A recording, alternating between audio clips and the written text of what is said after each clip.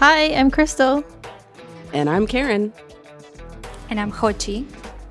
And you're listening to the Rom-Com Detectives.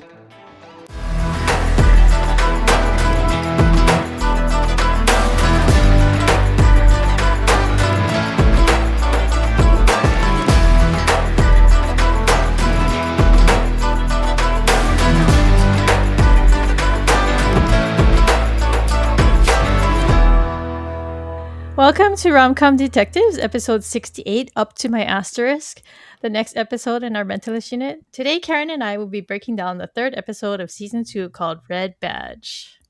Today, we're joined by a rom-com consultant named Jochi, and she runs a Robin Tunney fan account called Robin Tunnies on Instagram, and you may also know her as Red Badges on Twitter. Welcome, Jochi. Hi. Could you give us a quick Mentalist fan background and tell us how you found the Mentalist and what has inspired you to remain in the fandom? So my journey started later than I would have expected. My uncle, he watched the show when it was airing, and I don't know if he actually saw like everything, because I'm from Argentina, so here everything comes later than in other countries. So he told me to watch it like in 2017, 2018, and I never paid attention to that. He told me also to watch The X-Files. I'm also a very fan of The X-Files, so I did watch that, but I didn't watch The Mentalist until the end of 2021, that I was going through a very hard personal issue. So it was like escape for me, and I watched everything in like a month. I became very obsessed about that, and then I don't know, I started connecting with people on Twitter. I created well, not created because it was from previous fandoms, Tumblr account that is also has a Robin Tunney related username. And yeah, I don't know, there was something that drew me in about the show. I don't know if it was I don't know if the storyline maybe, but the characters, mostly Lisbon, and that's why maybe this episode is like my favorite of the whole show. So I think there's that. Okay, thank you. This episode originally aired on October 8th, 2009. It was written by Ashley Gable and directed by Eric Lenouvel. Okay, we're going to get into the case briefing. What do we have in the DVD booklet? Here we go. A child molester Lisbon put behind bars years earlier meets a violent end, and Lisbon's prints are on the murder gun. The murder gun. Did we hear murder gun in another episode? We were laughing at it before, right? It's the same person. Wow, talk about spoilers, huh? Totally. Yeah. Yes. So, title relevance. The best that I can come up with is that a red badge signifies a wounded warrior with past trauma.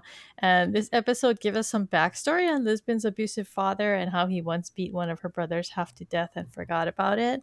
But Karin had another thought on this too. Yeah, So. I thought it could also be that Lisbon's badge is tainted as she's under investigation for murder. Yeah. Just a general, yeah. Yes, that's it. Yeah, I was having the same thought that maybe or also, the trauma mentioned can also be related because of what happened during her childhood or earlier years. Yeah. Mhm. Victim and cause of death is William McTeer. He was killed with a gun. The CBI is involved because of proximity. A call came in about a body only 2 blocks away from the CBI, so they went to check it out. So their location is Sacramento, and the killer is Roy Carmen, hired by Milton Howard. And the motive in this one was revenge and discrediting Lisbon so that he can get his trial dismissed.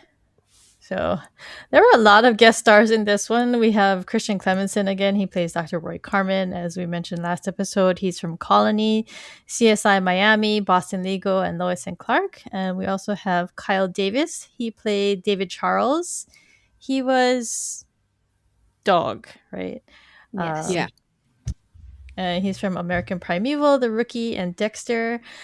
And this one, Mozhan Navabi, I didn't recognize her until like my second or third watch because I had tried. I watched the Blacklist to try to get over the Mentalist, and then I came back to the Mentalist, and then I was like, "Hey, it's Navabi," and it's so funny that her last name is the same as her character name on the Blacklist because Interesting. she plays Agent Navabi, but she's also from House of Cards, and she was more recently on Zero Day on Netflix. There's Bonnie Root. She played Tanya. She is from As the World Turns and Cold Case. And this episode had Jake Busey. I thought it was so funny. It's like such a tiny role, and he's normally in movies. So I thought it was interesting that he just had this teeny role. He played McTeer's boss at the it was a sex shop, right? Yeah. Yes. Yes, it was. But yeah, he's from Starship Troopers and Contact and The Frighteners, and he was also on Stranger Things.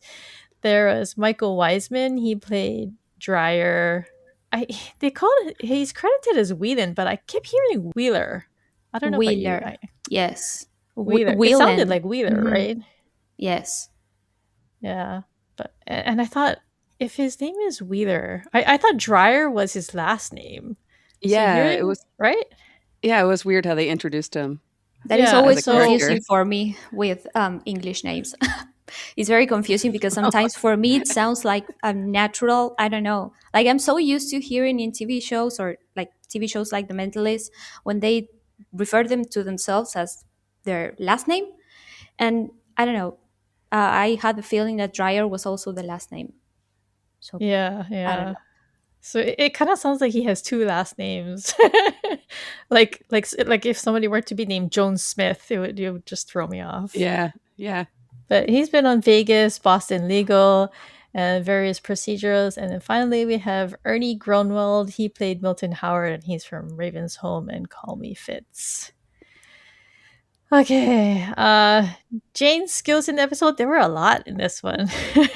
He pulled out a whole slate. He has sense of smell, he has observation Random trivia. Hmm. about ants, Yeah.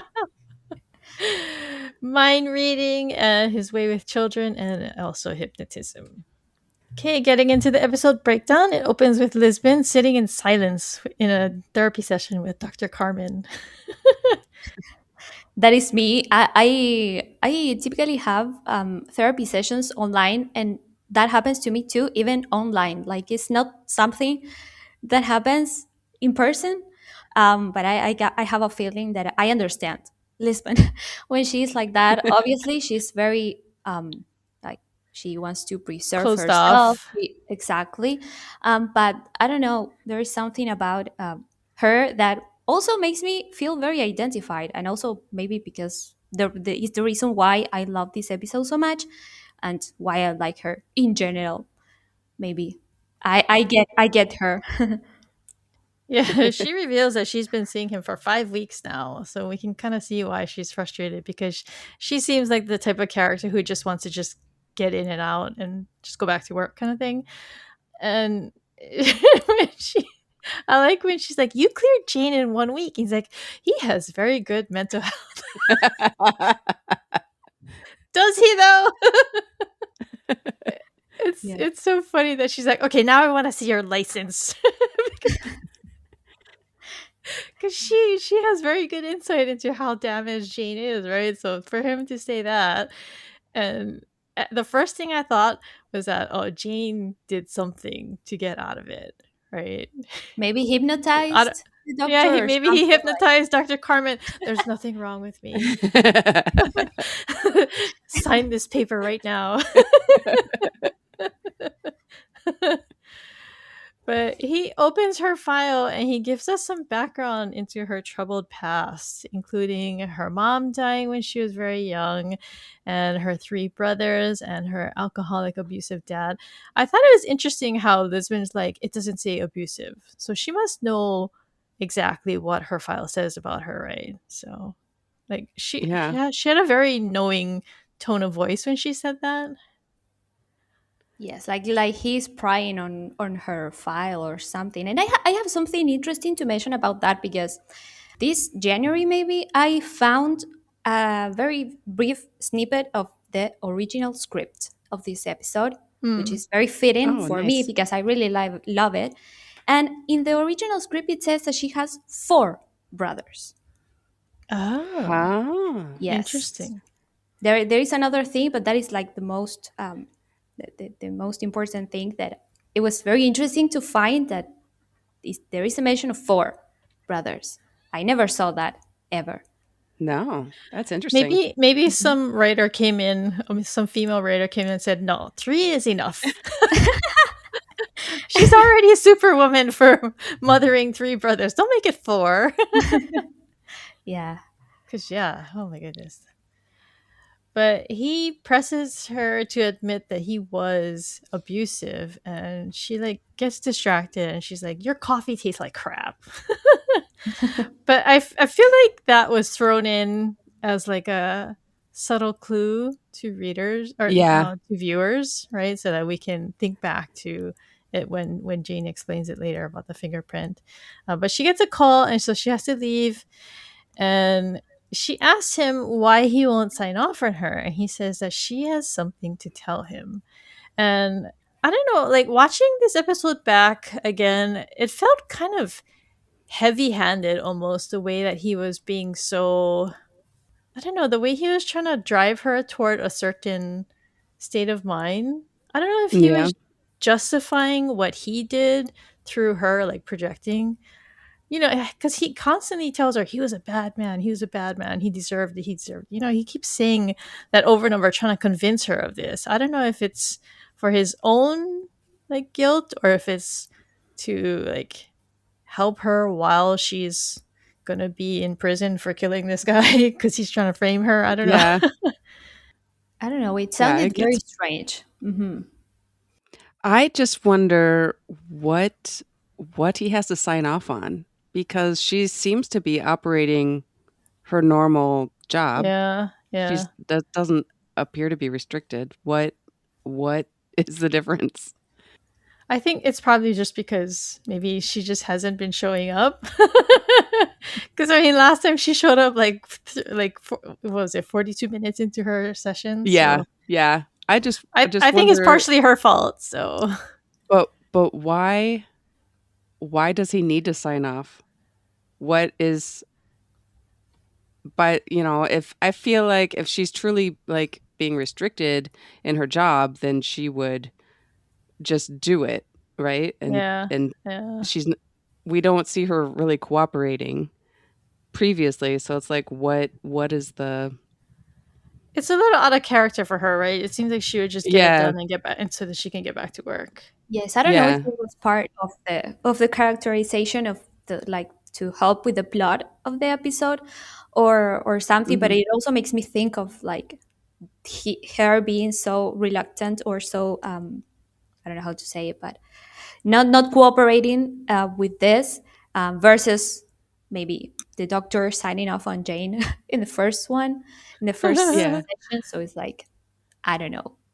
But we also so he needs to keep her on the hook because then he can slip the drug into her coffee or Yeah, whatever. yeah, So he needs to not sign off on her.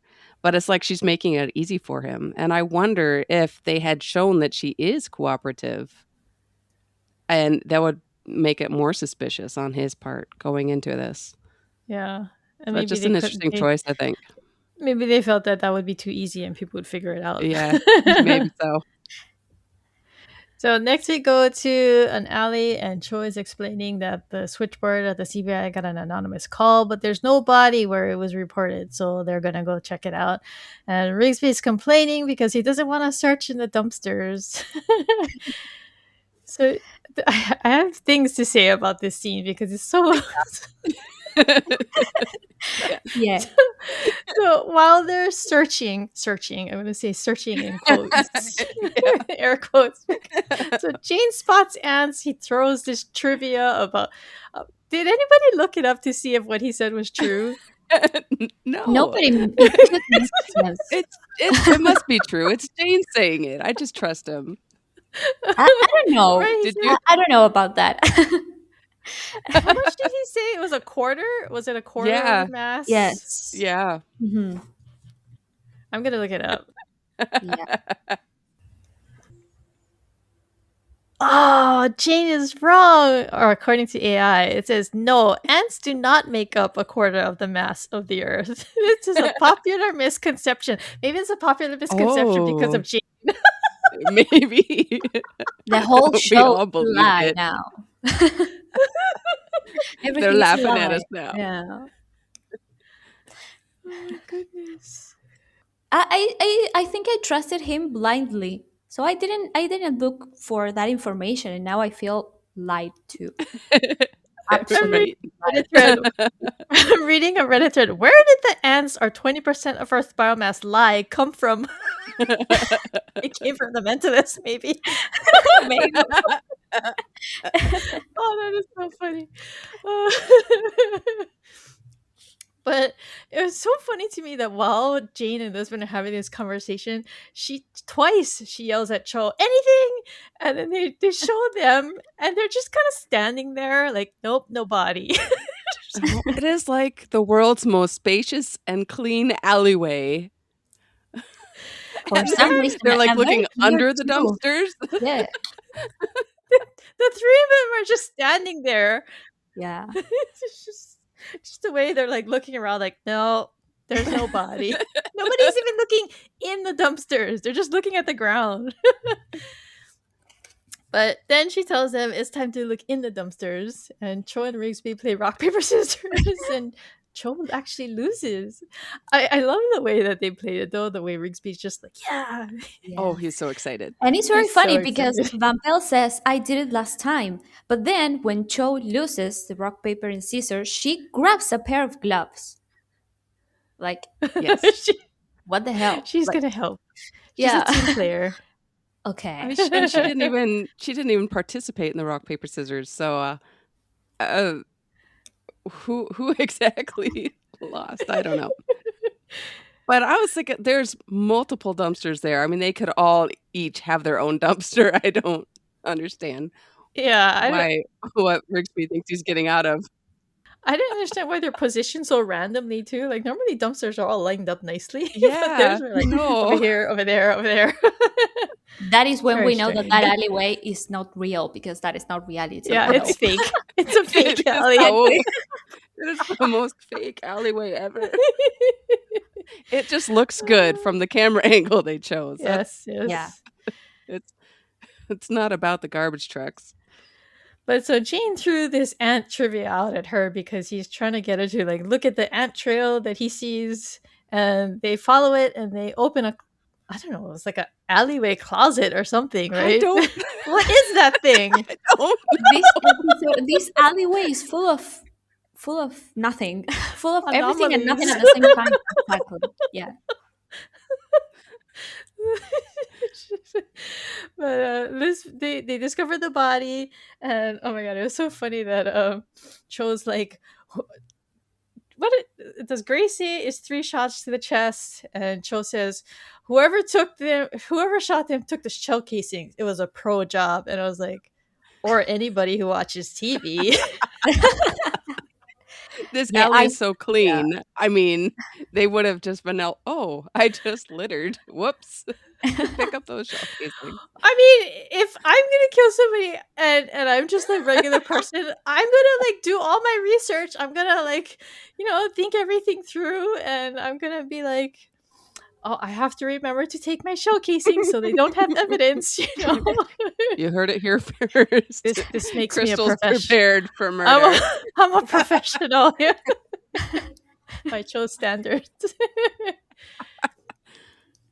But Jane notices that Lisbon looks bothered, and so he knows that she recognizes the victim, and he asks her who that is, and she says it's William McTeer, who she put away for being a serial child rapist. But then she's just like, we're right by Marie's Donuts. Anybody want to go? And she just walks off. And this is where the intro plays. And I mentioned last episode that this is the episode that has the Jane against the brick wall scene from the intro. And this is where it's from, where Yeah. Lisbon and Jane are standing over there. Yeah. I wonder why they cut Lisbon. I mean, I guess it's Jane the main protagonist, but why they cut Lisbon also from that shot? in the intro. I don't know. Yeah, she got cropped out. Oh Even though no. it was her episode, but whatever. Now I wanted to ask you a question here, Crystal. At the end of this, she mentions a bear claw. She says, "Anybody want a bear claw?" Yeah. And because of this, bear claws are huge in fan fiction. Like Lisbon's eating all the bear claws all the time. So Exactly. I was curious since you don't read fan fiction if this bear claw mentioned was on your radar at all. Like I did it mean, signify? I would remember that she wants it, but I don't think I would say that she exclusively eats bear claws because I mean, I like a lot of different donuts. I am not like I'm not like I'm only gonna eat bear claws or I'm only gonna eat long johns. You know, if I feel like a bear claw one day, I might feel like a long john another day, or just like a simple glazed donut. You know, like I don't know. I just Sure. Well, yeah, and at the end of this episode, Jane just brings her a regular donut. It's not a bear claw. and I do want to note that But it looks like a cake donut. yeah, but in fanfic land, Yeah, it's it's like always bear popular, claws. very She popular. only she Yes. only eats bear And claws. it's, I think it's the Yes. only time in the show that it's mentioned or it's shown something related to bear claws. So it I think it also has to do with with how little we see of Lisbon throughout the show, Yes. Yeah, that yeah, the small details are the things that we as fans in every aspect hold on to. So I think that maybe that is why it's so popular in fan fiction. I've yeah, read it like maybe. countless times. Yeah. Yeah. I mean, just my perspective though, if somebody were to write a story and they were to have her eating uh I don't know, like a raspberry filled jelly donut, you know, I wouldn't think that they're not a fan because they don't have her eating a bear claw. You know, I'm just there are many donuts. We can be equal opportunity donut lovers of all types, right? So okay, so in her office, Jane and Lisbon are sitting facing each other and he's reading her mind. I guess he's put four he has four mugs upside down in front of her. Yep. And I guess he asked her to hide money in one of them. He's supposed to figure out which one she put it under. He asked her like name 20th century presidents and he watches her and then he accurately finds the money. Did we put that down on his skills? What would we call this? I think you put down Oh, mind reading. mind reading. Oh, okay. I think that qualifies, yeah. But he asks why she never told him how he knew Bosco, and he mentions he's like pretending. I know I can sense a nickname, and he says Saint Teresa, and so then we go to the team. They're actually reading the article where she's called Saint Teresa, and it's about her bust on McTeer, and I guess it was an important step in her career, right? Yeah. According to Yeah, what like her bust. Grace said, yes, it made her Yeah. career in, and like she's a rock star.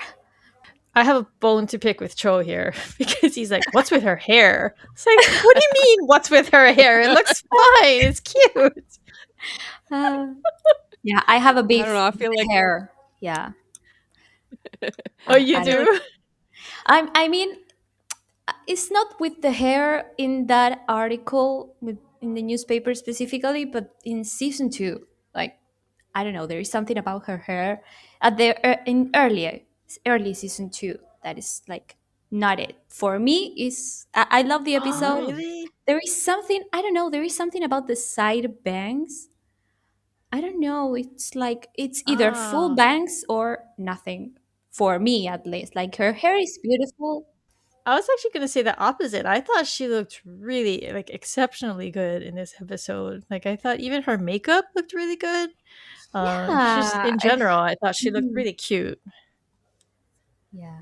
There is something, Okay, so she I have something related to the bangs, that like the half bangs, like the same happened to me at the second half of season 4. I don't know, there is something about those bangs that I cannot like for some reason, but I really like I don't what like when happens. I don't like when she has the harder cut bangs. It's when it's in the episode where she says sheep dip. I don't know. I don't like that. I Season don't like the three. Season bangs in that three. one. Yeah. That's what episode what? That's season 3. Is that what you mean? Season The 3, yeah. premiere. Yeah. Premiere of season Yeah, 3. Mhm. yeah. I prefer her hair now to then. No, but I never paid attention to her makeup like I did in this episode. Like in Mm. that shot when she's with the team reading the newspaper, the article, there I noticed like lipstick maybe.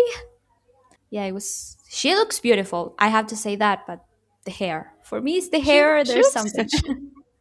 she looks tan too. So I think it has something to do also with the whole season. The whole season started like very bright too, so maybe that could be it. hmm.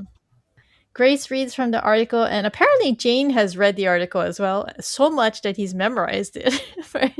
He quotes Bosco from memory, and then Bosco appears, and he mockingly praises Jane's imitation of him, and he tells Lisbon to look at Dreyer. And Jane already knows who this guy is. It's the father of McTeer's last victim, who apparently swore that he was going to kill McTeer if he was ever released from prison. Bosco offers his help. Lisbon hands out assignments. She wants Grace to go talk to McTeer's girlfriend, and Jane says he'll go with her. Rigsby is assigned to tracking down McTeer's pedophile friends. Ew. Oh, yeah. And Yikes! Lisbon and Cho have a meeting with the deputy AG, and Cho says, "Not if I throw myself into incoming traffic first." I'm gonna guess that's the zinger of the week. I love that So quote. Yeah, yeah. I love it so much. Yeah. At McTeer's apartment, Grace is surprised to learn that the girlfriend Tanya was actually his fiance, and Jane just bluntly says she's reacting like that because she can't believe that a woman would marry a convicted pedophile. And she claims the lady Tanya, she claims that he was a good man who treated her like a queen, and that Lisbon had a vendetta against him. Right then, a man walks out of the kitchen talking about unclogging her sink or something, and she tells him that's her brother. And Jane briefly talks to him. He seems interested in him, but I don't know if it's for any particular reason. But when they ask Tanya if there's anybody who might have wanted to harm him, she mentions that he had a fight with his boss last week. And then, right then, a young girl comes home and it's Tanya's daughter. And Jane and Grace, they share a look like, oh my God, this lady is Yeah, it's so. hooking up with a pedophile and she has a young daughter. Like, oh my God. Oh,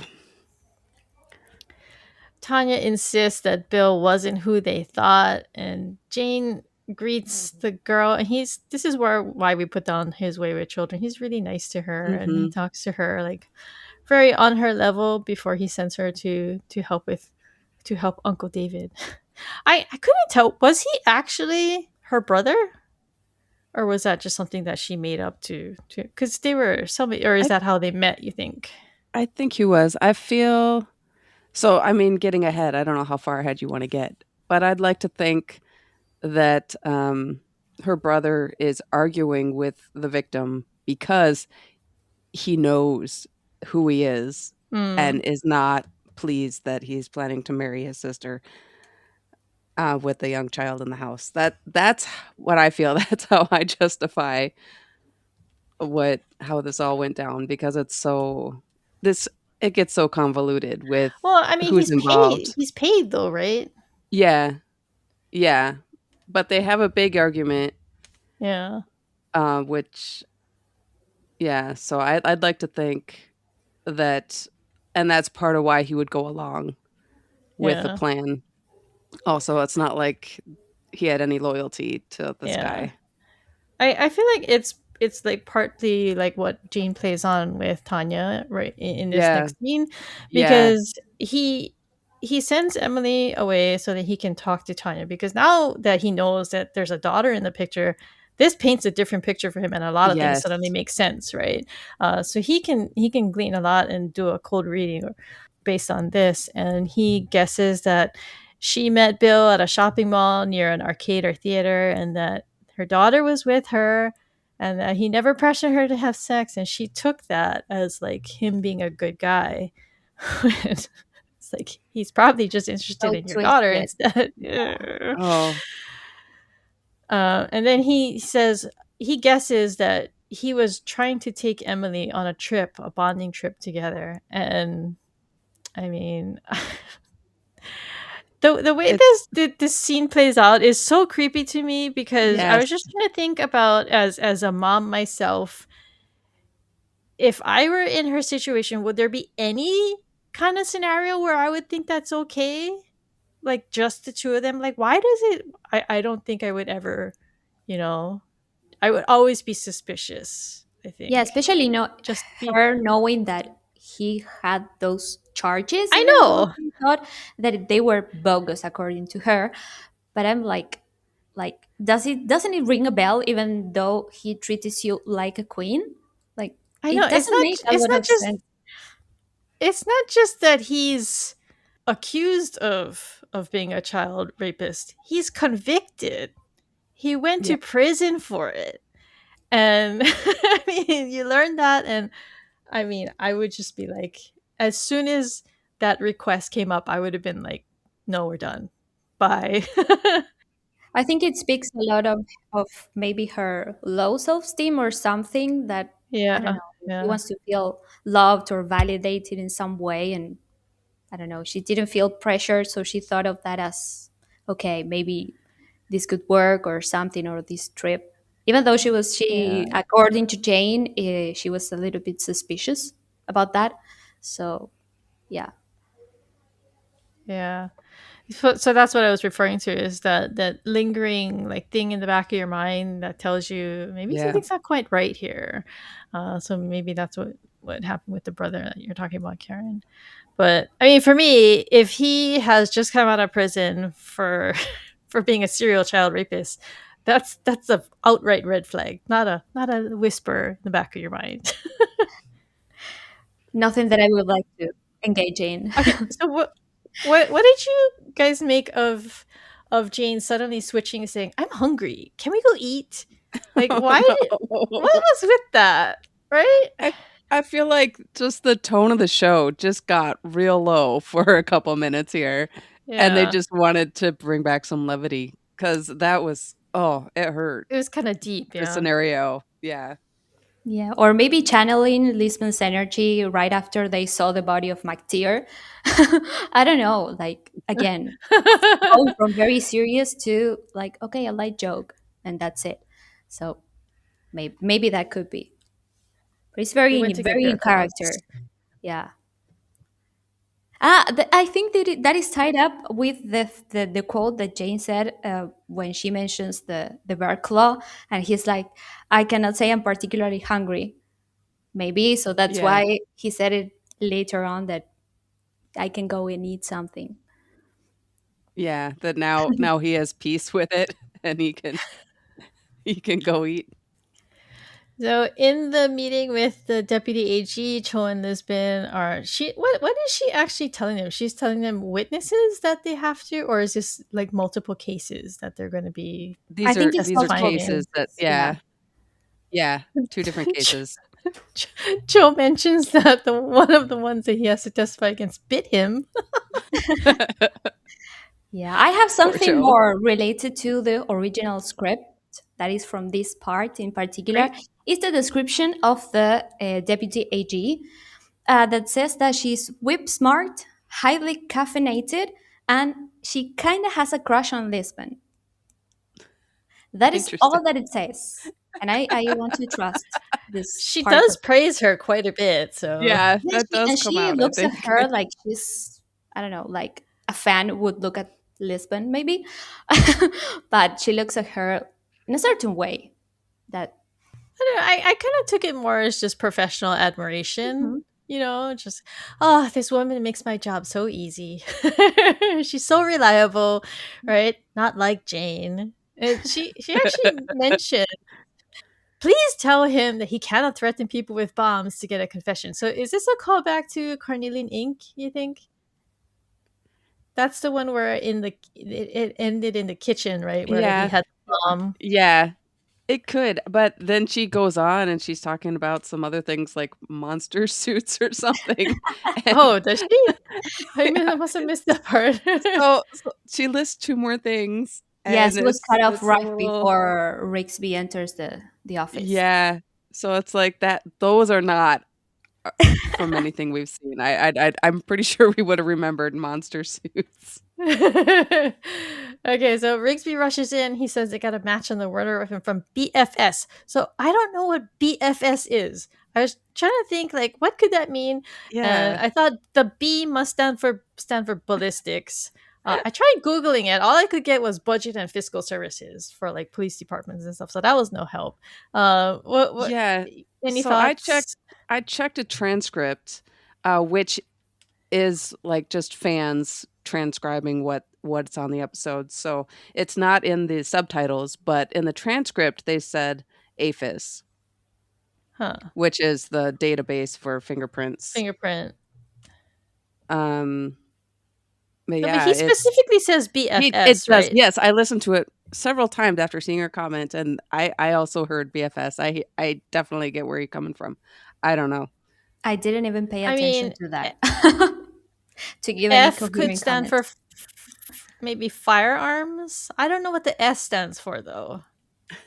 Maybe it's just a CBI version of APHIS. Or it could be Ballistics and system, firearm, maybe. ballistics and firearm services. I don't know. Services system, maybe. I don't know. Something. But he says that they have a problem and they finally got a match on the murder weapon, and it's Lisbon's fingerprints. So next we go to Minali's office, and he says that her print is on the magazine, and she's like, it must be a lab error and that something happened similar before. She asks if he's giving the case to the FBI, and he says no, he had to pull strings and he's getting the case assigned to Bosco, which I had to question because it's just like, Bosco's her former partner. I don't, and like he helped put away McTeer. So isn't there Right. some kind of Yes. conflict of interest here? I don't care how many Uh-huh. strings Minelli has to pull. I feel like this is a bad idea, even from like his own perspective. Yeah. And it's also very convenient. I was thinking that it was also very convenient that this happened when Bosco was in the CBI. So I don't know if it has Yeah. something to do with that or, but yeah. I don't understand what would be the difference between the team, the Lisbon's team doing it versus Bosco's.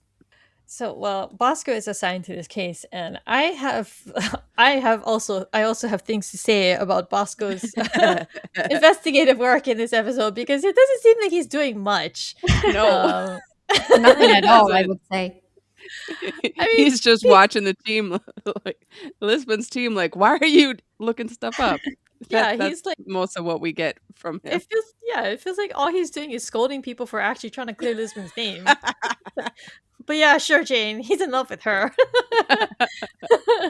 Like, why isn't he like writing this case as hard as they are? Oh, it's so frustrating, and it's so even more frustrating that people are always saying Bosco's a good agent. I'm just like, he doesn't look like one.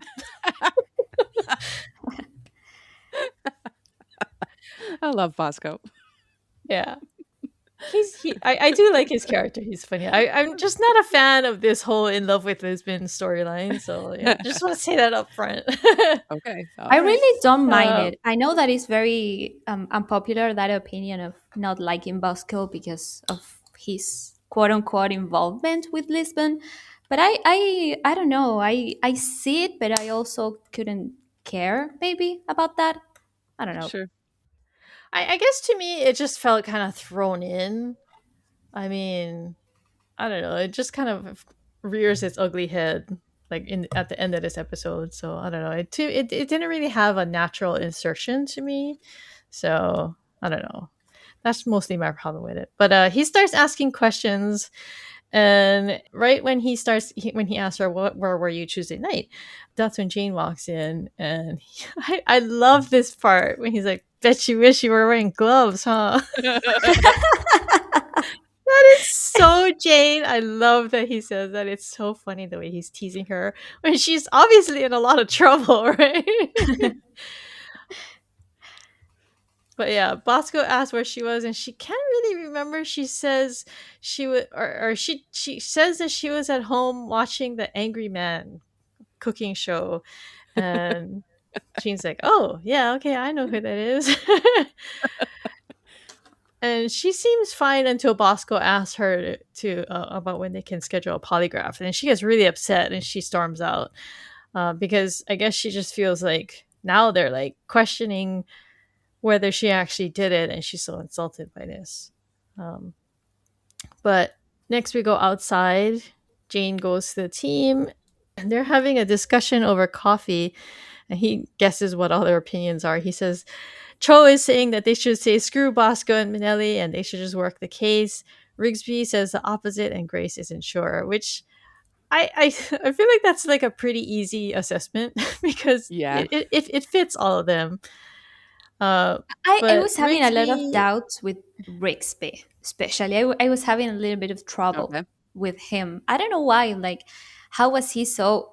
I don't know if the word is attached to the law or something. Um, because I was thinking about another episode later on. I don't know why I thought of that when there is a problem with his dad later on, and he's asking yeah. Cho for help to cover for him. Hmm. So I don't know Yeah. if that Yeah. was like, it was like kind of like a contradiction. I didn't see Rixby as a very stickler. I saw him as not as much as a stickler to the law as Grace, maybe. So I don't know. I Mm, had a little bit of an issue with Interesting. that. Yeah. Because when we get into season 6, Rigsby is consistent with this when they're closing in on Red John, and Rigsby's cooperative, and Grace is like, "What are you doing?" yeah. And Cho's like ready to like go down in flames, right? He's Yeah. very loyal. So he's loyal to Jane, he's loyal to Lisbon, and he argues that no one's gonna go harder to solve the case than them, and so that's why they should do it. And Jane points out that he's assuming she didn't kill him, McTeer, and he asks what they would do if she did. And what Cho doesn't answer, right? He instead asked Jane what he would do. Yeah. Yeah. But Cho just stands up. He says he's going to go talk to McTeer's boss. And Grace is going to go with him. And Rigsby says it doesn't matter because Lisbon's not capable of doing something like that. And Jane says that he's not so sure. And then he's texting someone as he leaves, and it turns out to be Lisbon because she meets him on the rooftop cafe, and he tells her that he knows that she was lying about the whole watching TV thing.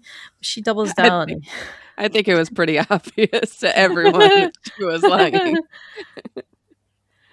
But she insists again that she was home watching TV, and when he says like, "Oh my God, you're insulting me now," trying to keep this up, but she finally admits that she can't remember what she was doing, and he suggests that he could hypnotize her so that they can figure out what she was doing, and she refuses and she leaves, and then Bosco meets her and says that the guy Dreyer, the father of McTeer's last victim, will only talk to her, and so they make it sound like he wants to talk to her because she's a comfort in some way, right?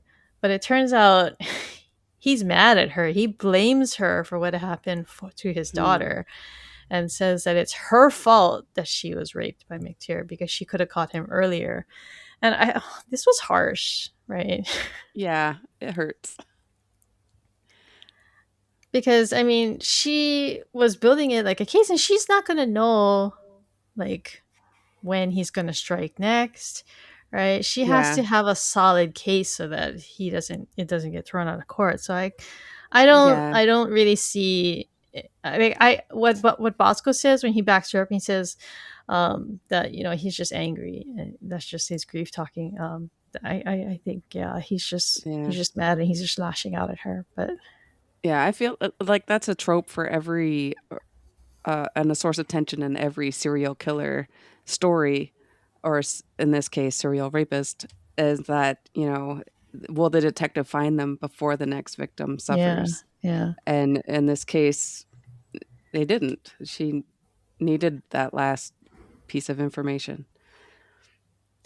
But Lisbon looks really taken aback. So I feel like he hasn't Yeah, said this to her before. This is sure. maybe something that has developed like after, like she Yeah, moved on. and it's old wounds, right? That she's Yeah, processing this guy being back and now dead, and it's a lot. It yeah. gets really heavy.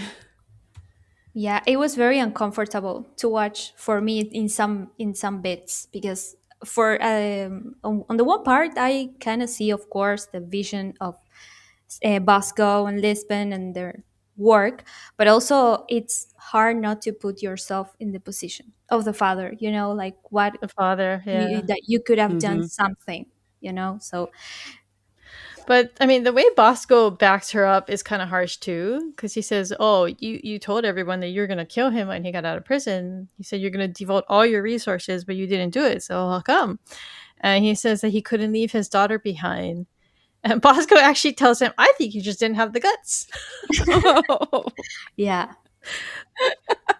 Ouch! Lots of shots fired here. Kind of feels like he's taking a page out of Jane's playbook there. Yeah, yeah. But at this point, Lisbon agrees to take the polygraph. So they go and they set her up with that. And so next we go to Cho and Grace. They're interviewing McTeer's boss at a sex shop. And he says he fired him for getting into a fight in the shop. And he can't remember the real name of the guy, but his name was Dog. So that's what they go with. I what was he telling Grace was on sale? I couldn't read what it was. But they're long I boxes, so I'm assuming they're There just was one, dildos or something. yeah, there was one that I had to zoom in like real big that says gratifier. Gratifier, yeah, yeah. Gratifier, That was yes, that that was was one. that was one. There was one of those, and there were a bunch of other boxes. So I guess Yeah. maybe he was just offering her dildos in general. Yeah, what buy one get one free. all I'm saying is that if this comes up in the quiz, I'm not getting it right. You guys go. I have a feeling. I have a How gut many feeling. dildos were on the shelf? I wouldn't be surprised. So at the courthouse, Lisbon is with the deputy AG, and they're waiting outside in the hallway. The guy Milton Howard, that the deputy AG had told Lisbon she was going to be testifying in his case for, he comes up to her and he's insisting he's innocent, but Lisbon's like, "Let's just go in there and I'm going to testify." And she's eager to get out of there. But before she can go in, Minelli walks up and says that she's not going to be testifying at all because she's relieved of duty because she failed her polygraph. And Dun dun dun. he tells her to go turn in her gun and match. Oh, the scene where she has to turn it in is so sad because she looks It so is. uh She looks the very tiny. Yes, very like a lost Yeah. yeah. puppy. She gave me the impression that she was like a very lost puppy, and her eyes were just so sad to watch. It was very sad. Yeah. And then they slam down, like they collect her things and then they slam down a wire barrier and it makes Yeah. it look like she's in jail. Yeah, It's just, oh, And like things are bad because she goes to therapy willingly. yes. she goes to Oh Dr. no. Carmen. Oh no, it's bad. And she tells him that she doesn't know what to do. But so here this is part of where I said it's kind of heavy-handed with hindsight, because Yeah. he's very assuring to her, like, Yes. and I feel like they made this heavy so that they would try to throw us off of his scent, right? They wanted to make it so that it's a twist at the end. It's like, oh, it was the doctor. But he's like telling her that a polygraph is more art than science, and he offers to help her learn how to relax, and that he advises her to ask for a retake. And she opens up and tells him about how once her father beat one of her brothers half to death during one of his blackouts, and that during the whole way to the hospital in the ambulance, he couldn't believe that it was him that did this to his son. And that was harsh.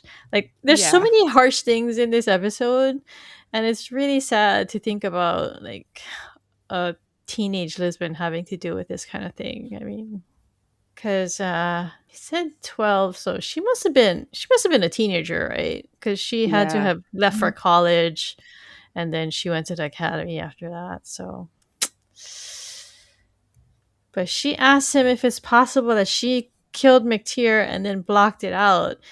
And he's like, well, he didn't even know he was in Sacramento. But Lisbon's like, well, no, actually, I got a courtesy heads up last month. And so this is where Dr. Carmen starts telling her, whoever killed McTeer saved the child's life. He was a bad guy.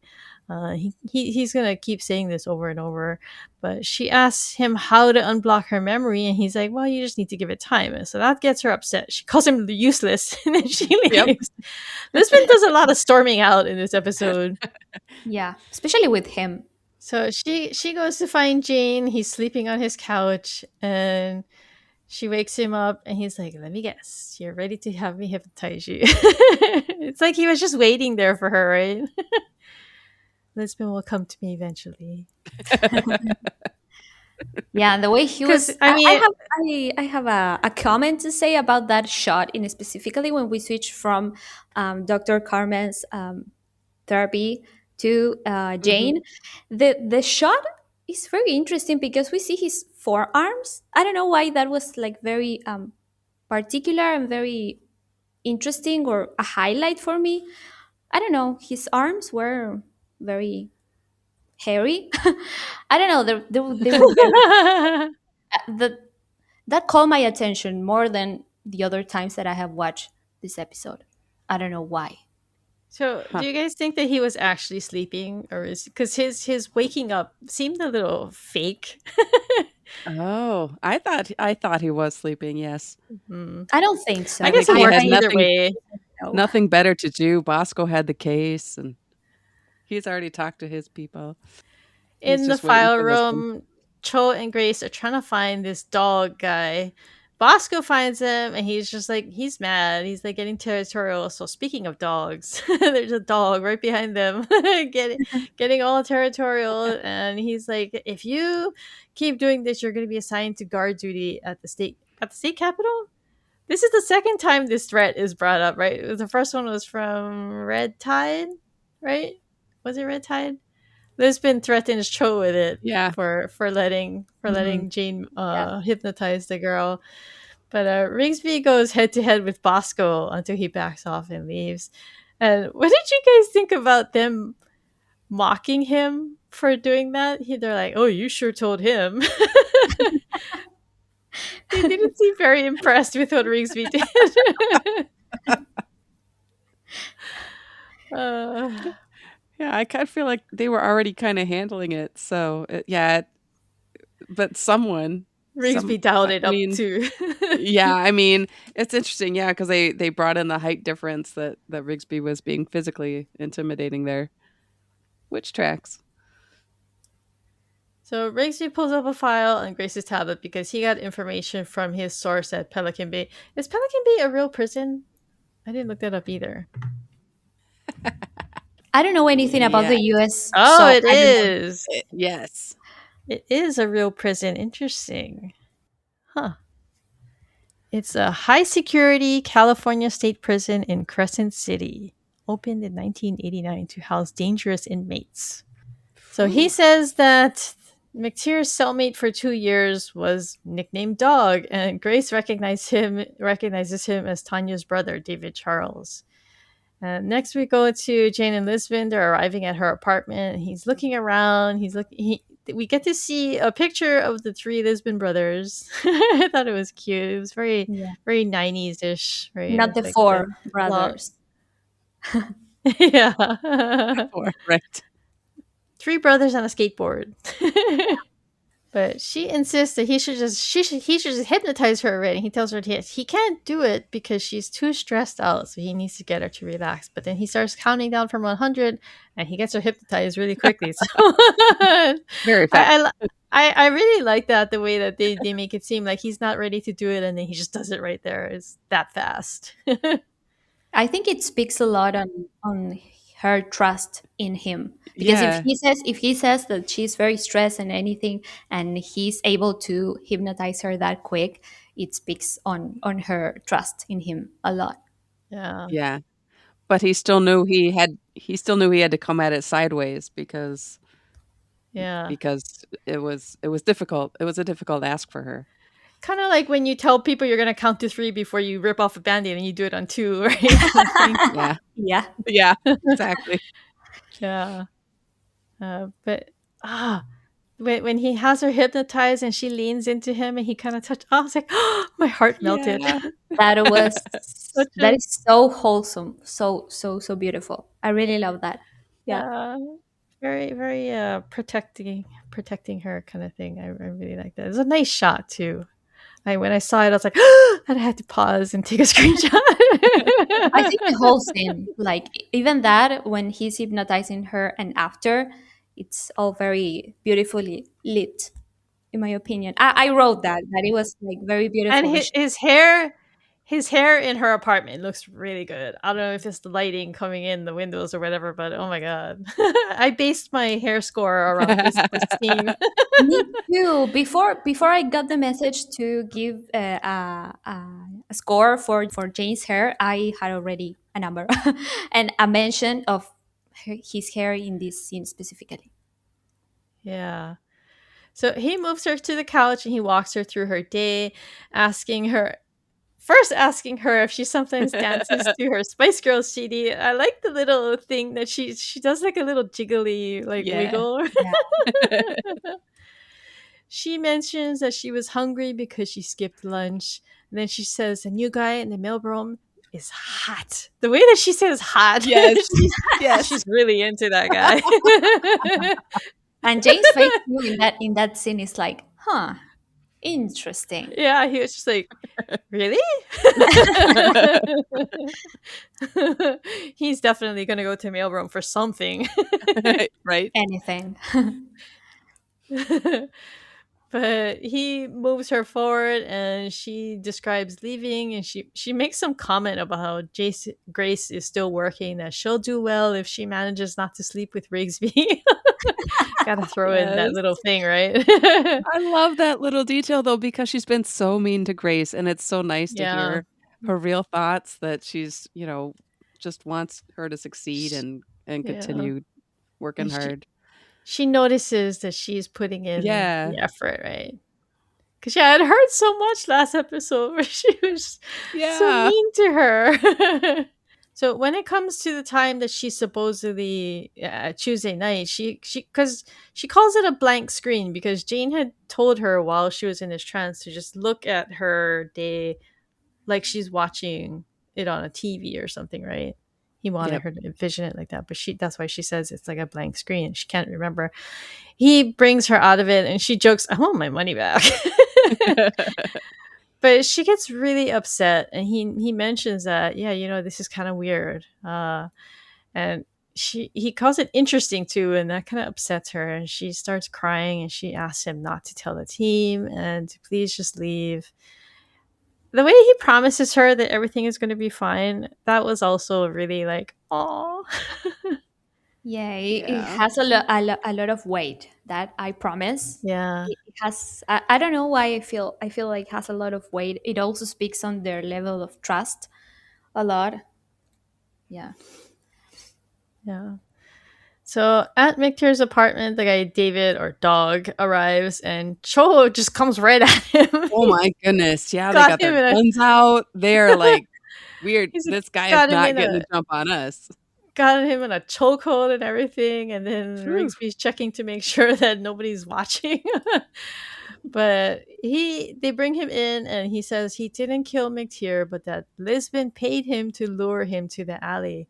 But then they press him, and he admits that, yeah, he never actually saw her. He got hired to do this through text, and he was just supposed to get the guy McTeer drunk and then leave him in the alley. And then when he was leaving, he heard the gunshot, so he just booked it out of there. And then the next day, he was paid $10,000. So with this information, Lisbon, Cho, and Rigsy take it to Bosco, and they're insisting that whoever did this has resources. And what did you think about how they were like, where is she going to get $10,000? I go, Cho's like, no No offense. offense. No offense, Lisbon. Yeah. You have no money. But Oh. I don't know, the way Bosco reacted to this, it contributes to my low opinion of his investigative skills, because he just seems so focused on like being territorial. Just like, why are you guys trying to help your boss? Like, stop Right. it. Like, Yeah. No, I get it. very, very irritating, frustrating. Like, it never really feels like he has the case. Like, they'd say he does, Yeah, but then we yeah. still focus on the team doing the case. So it gets a little It rough. kind of feels like he's just chasing them, because he finds out that they're talking to these people. So he gets there after, right? Like Yeah. he finds out about everything that they're doing after the fact. So it's like he's behind them. They're going harder, and it's like, yeah. So it doesn't make him look good. Yeah, and also when we see before the Cho, Van Pelt and Rigsby are in the evidence room, and he's like, "What are you Yeah. doing?" I'm like, "Shouldn't you be here? Like, Yeah. exactly. What are you Like doing? Are you working or not?" when they talk to McTeer's boss, there is no, I already talked to the other guy. There's none of Nothing. that. And Yeah. Bosco here, they're clearly looking up something specific. He doesn't get that information from him. He's not really digging Yeah, he's into not it. asking like, "What'd you guys What do find? you Anything, Yeah. anything that'll help Lisbon?" He's just like more like, "Can you guys stop?" Yeah, he's not even being sarcastic about it. Like he easily could have been like, "So what are you finding out?" But he doesn't even do that. Yeah, this episode doesn't make him look good. No, not at all. But Bosco's like, "Please, can you just trust me?" And it's like, "Sir, no. You can't be trusted with this case." Oh my god. Lisbon loses it, and she blows up at Bosco. She storms out again. Is this her third or her fourth storming out? Probably the third, Oh, maybe. Third. I have lost count already. it'll be on the quiz. She goes down to her office. She throws a chair through her office window, like screaming and everything. For some reason, Dr. Carmen was waiting in the CPI somewhere, because we see him in the background. He's like, "Oh, what's going on?" I think by this point, though, everything is staged. I think after they found the information from Dog, they went to fill everybody in, and they had some kind of powwow, and they figured things out, because her they mentioned later that her freak out in the CBI is fake, right? So at this point, it's already part of the plan. Yeah, when they are in this like semi floor with Rigsby, Cho, and Bosco and Lisbon, she says something. She whispers something like, "I'm sorry, you will understand later," or something like that. Yeah. So I think up to that, starting in that point, that is everything is fake. Mm. So I Which wonder how they got him there, Dr. Carmen. Did somebody I call wondered, him for some reason? does he work at the CBI, or do you think she's meeting him off site somewhere? I don't know. I kind That's of got the unclear to me. impression that he was in the building, because I don't know. Yeah, Yeah. I was paying attention to his office, like in the first shot, and the phone Yeah. that he has is the same as the others for some Okay. reason. So Okay. and the view also too. Well, So I mean, they do work in the same building as the AG's office, right? So it must be like there's a variety of departments in the building that they work in. Like the CBI, I don't think has a dedicated build. Like I don't think the whole building is CBI. So I think it's generally considered to be like a state building, and there's various different agencies or departments in there. So that's the impression I get anyway. I think it is whatever the writers need it to be. This week, we have a psychiatrist. exactly. In-house. Next week, who knows? Okay, so next we go to her apartment. Lisbon is drinking. She's wearing the Bears jersey. She's wearing her Bears jersey, which I want to mention for our listeners that Karin has behind her on the wall. She says that she made that herself. So Yeah, I made it a few years ago. It says Lisbon 99 on it. very cool. So did you make the whole thing or did you buy like a blank jersey? Yeah, I did sew the whole thing Oh together, wow. Very cool. such as it That is is. It's very cool. mismatched fabrics to get the right color, so it doesn't hold up under close scrutiny at all. But She's also wearing her blue Chigsby big gulp shirt that she also made.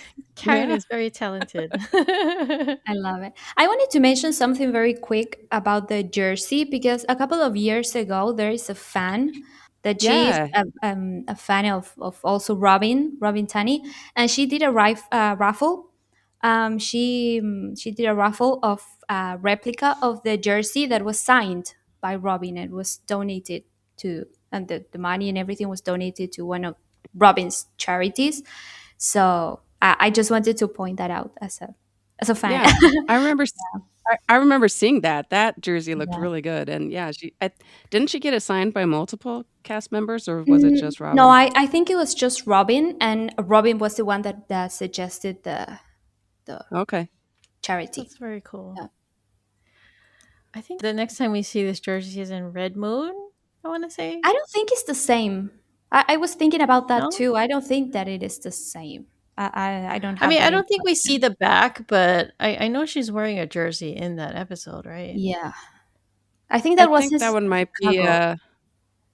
yeah, I think that one's straight up Chicago, and Yeah. this one feels Okay. like more of a local high Personal. school or something. Yeah. Oh, you think Mhm. so? Isn't that the I same colors though? yeah, it would be Chicago colors. Yes, I believe so. But she also lived in that's why I associate it with high school because it might Hmm. be similar, school colors to the Hmm. pro team. So at her apartment, she's drinking and arranging pills. And so I think the first time I saw this, I started getting suspicious at this point because I was like, why is she so carefully arranging the pills on her table?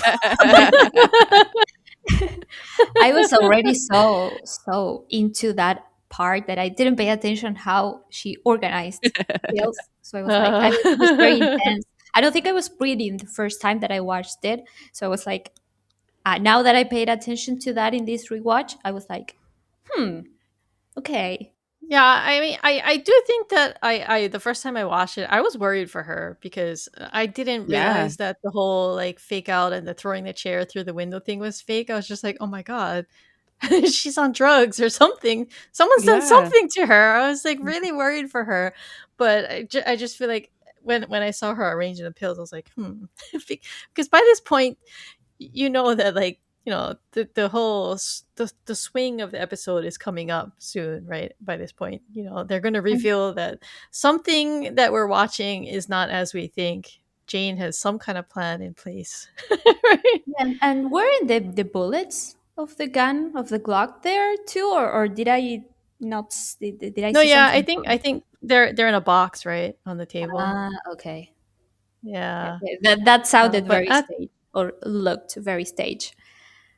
but Yeah. at the office, Grace is telling Rigsby that the 10 grand came from a shell company and the account was in the cave-ins, and that the same account paid someone else $1 million the next day, presumably the killer. And Bosco is eavesdropping again, and he like tells them that he basically tells them he's already tracked down this information himself, so at least he's finally doing something. At least he's on track with not his own team. But he no longer seems to like be territorial. He just asks like, how's Lisbon? Because as far as he knows, she's just losing her losing her mind, and she's gone nuts. But Minelli talks to Jane at the same time, and he's insisting that Lisbon is fine. But he says that he didn't actually talk to her because she wouldn't let him in her apartment. And so Minelli actually brings up, do you think she might do something? And Jane's like, suicide? And Minali's like, maybe I should have taken her off-duty weapon. And so he's really concerned here, right? He Hmm. thinks that she's lost everything and she's gonna off herself. But at this point, Jane already knows that that's not the case. But he's just trying to. I think he has to get Minali to do a certain thing, but he doesn't want him to actually worry too much, right? Right. Yeah, it's a balancing Because act. yeah, because I think if Melanie was so worried about her, he might have just gone to the apartment himself instead of sending Dr. Right. Carmen. And they Right. wanted him to send Dr. Carmen, right? So, Now, but here Jane says that don't worry, she wouldn't blame the bureau if it was if she mhm. commits suicide. It's like, would that be in a note? I mean, it just feels like a weird statement. Yeah, and like Melanie tries to like tell him, that's not what I care about, you know. Right. Right. Yeah, and also we see that there the relation of father and daughter that Minelli Yeah. has with Lisbon, Yeah. and I really love that. Obviously, is mentioned, and also because it is the episode, and they made the mention of her father, how it was abusive, like having this other like paternal figure, maybe is very nice to see too. Yeah. We obviously we see it in previous episodes too, but in this one it's like more in your face. Dr. Carmen shows up at Lisbon's apartment because Minelli ordered him to check on her. And then Lisbon staggers around, seemingly drunk, and she picks up her gun. And Dr. Carmen identifies it as a Glock and she points it at him and it makes him nervous. And she's really selling this broken Oh my Lisbon goodness. act. Yeah, she is. Definitely. She's saying that, oh, he unlocked too many bad memories in her head and that's why she can't remember. She admits to him that, she in her line of work, she sees so many things that she just wants to explode and that she wants to pull the trigger. So she's trying to sell this whole I'm ready to kill myself thing. She also says that she thinks she killed McTeer, and this is where he brings up the whole thing again about how he was a bad man. You shouldn't feel bad. He harmed people. And so this is what I was talking about earlier where I said that I feel like Yeah. this is part of his like projection. Like he's been hired to do this by some guy. So and he's a psychiatrist. So I don't think he's like he's not a criminal, right? So he's just doing this for money. So I feel like he's kind of telling this to himself too. Like he's telling all these things to Lisbon, but he's trying to make himself feel justified at the same time. So I wonder how much of what Lisbon says during this whole scene is fake and how much is true. I always wondered mm. that the first time that I watched it.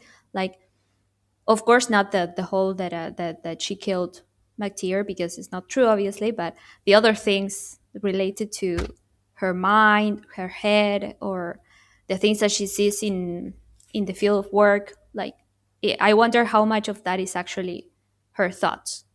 I feel like I think Jane says it in a later season when he's advising her on how to sell a story, is to basically take some true things so that you can make it sound real, right? So I think part of it is, and maybe she just takes that and embellishes it, but like she probably has these thoughts about how terrible her line of work is and all these things, but maybe it's not quite so explosive in her mind. She has these thoughts, but she can deal with it better than she's making it out to be. So but he tries to walk her through the scene. He's like telling her, try to, because she's so upset. She's making like she's so upset that she can't remember. And so he's trying to tell her, like, let's envision it. And he like walks her through the murder and he gives too much detail, including a faded cross that was just so happened to be I on know. on the wall in this weird alley closet with a metal door. It's such a weird detail to hinge this all on. Like, did he plant that sign there that had the cross on it? It's I don't so know. oh, it's just a weird detail, and they're like, "Aha!" But it's just like a sign that was in there. But at this point, because he's revealed this, Lisbon points it out, and she no longer looks drunk or distressed. She looks very smug. So this Yep, is they this got is the him. turning point, and then Jane speaks up from this He's sitting on her stairs in the dark right behind them. And I guess that's why Carmen didn't notice him or anything. But he's like, well done, Lisbon. And they reveal that everything was fake to draw him here, including her freak out. And Lisbon smugly says, I've been waiting for you all night.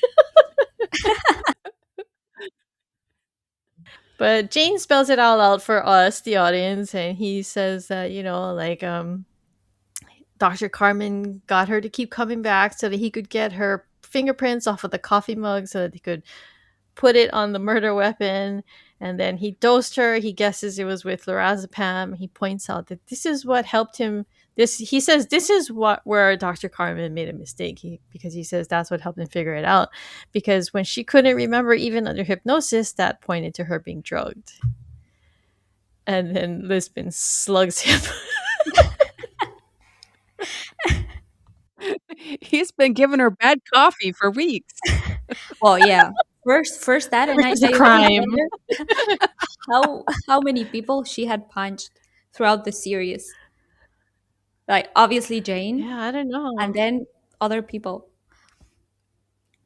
Carmen, Yeah. there's Tommy Volker also she Yeah. punches. Oh, I don't know. I can't think of this now. Oh, Who but she punched and I'm who sure. deserved to be punched also that didn't. I wonder if that's going to show up on her report. Next, we see Rigsby leading Dr. Carmen through the bullpen, and he's asking, "Oh, do you even know who hired you?" And he's like, "I want a deal for that information." But Rigsby's like, "Oh, sorry, we already know who it was."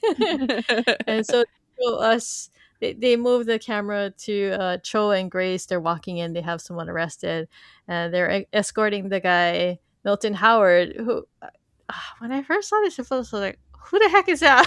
Yes, I absolutely. Yeah. I had no idea who he was. I was like, "Huh?" It's like every time I watch this, I forget if Carmen actually was the shooter or not, and I forget He like was hired. who is behind everything. And so this time I was taking so many notes because I was like, who's related to who knows who, what is going on? I'm gonna figure it out today. Yeah, I don't think I fully grasped the whole thing.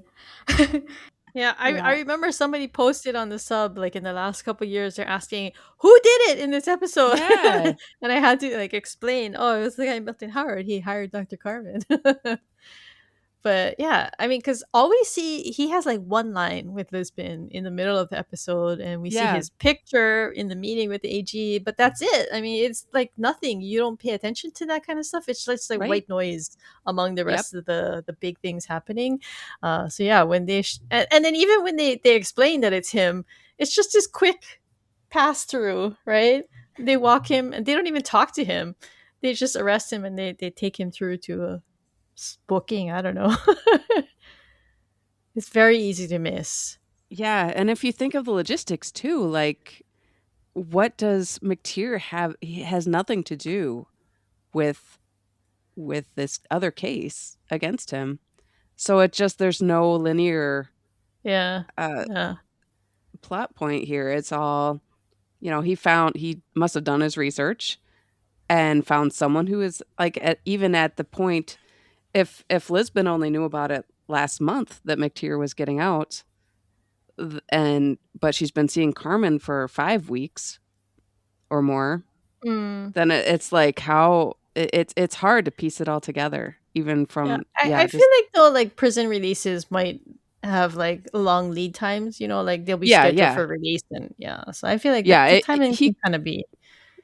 yeah, it works. I mean, if he's really determined to, does his homework and figures out who's going to be released and what will work, but oh my goodness, it just gets really muddy. Yeah, yeah. And also, if you think about it, wow, this guy McTeer gets out of prison, and 1 month later, he's engaged to a lady with a Yeah, young daughter. Wow, that guy moves fast. yeah. But then you also put in the piece of his fiance's brother was a cellmate for 2 years. Mm. Oh, So yeah, that's true. so they probably, could have met that way, but that's not how they met because they Oh met at the yeah. mall. Oh yeah, that's So true. and then that's why I can see maybe the brothers like has known him for 2 years and has probably been hearing him brag about his exploits or whatever, Uh-huh. that I can see why he would get really Upset. mad and have no loyalty to McTeer. So when he's But yeah, hired to lure him, he's like, yeah, sure. This guy's after yeah, my sister and my niece. yeah, 10K, just frosting, right? During all of that talk, my mind went, "Welcome to the Mentalist messy timeline." Like everything is Yes. so messy sometimes, even with small cases that are not as relevant to the whole plot of the show. Like, yeah, it works, but also it doesn't. We'll call it timeline massaging. Yeah. Because this is like a really big fan favorite for obvious reason. It's about Mhm. Lisbon. It's not about the case. It's Yeah, but about nobody cares Lisbon, about the case, I think. right? Yeah. Exactly. Yeah. Lisbon threw a chair through a window and wore a short jersey, and everybody's good. Yeah. She storms out 3 times. And don't forget Jane's trivia at the beginning. All right. So next we have Grace and Cho interrogating the guy Howard. And where would we be without an episode where someone doesn't do something terrible to Grace? Oh goodness. I mean, she's laying out how they Yeah. busted him and they Oh, traced no. it back. And he just leans in. He's like, how about you kiss me? It's like, It's it's like they wanted us to hate him really fast. They wanted us to know, no, he really is a bad guy. See?